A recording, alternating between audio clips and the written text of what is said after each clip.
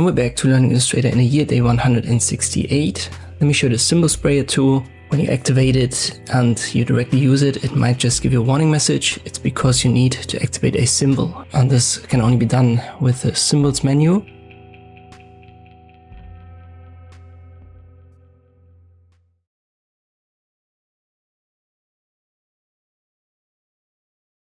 You can find it right here on the right hand side, but if you don't see it at all, go to Window and you have to scroll a little bit down.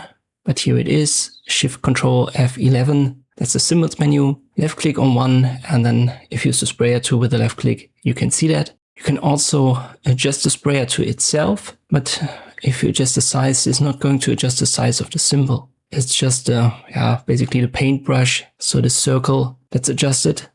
And the reason that you can adjust it, I think I can explain that better if we use a different symbol. So you can click down here at the bottom left of this menu, and there's basically a symbols library. And if I left click and hold, you can see this adds more and more symbols. And this comes in handy when you use a symbol texture. So we also have inbuilt artistic textures right here. If you choose one and then you left click and left click hold, this for example is a crosshatch, you can see why the size is adjustable, because this defines the area where these textures are then randomly placed.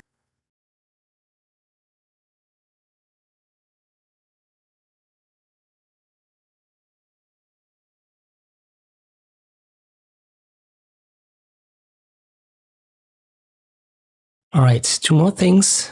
If you can't adjust the symbol size like this, you might be wondering how can you do it?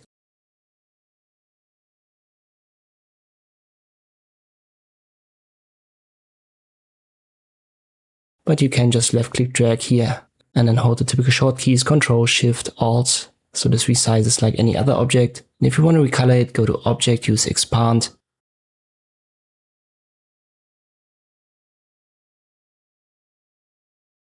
And now you can see that the symbol has been turned into regular shape, and we can just use the fill right here to recolor it. So once again, Object, Expand, that's what you need before you can recolor it. I hope this video was helpful, thank you for watching, and I'll see you next time.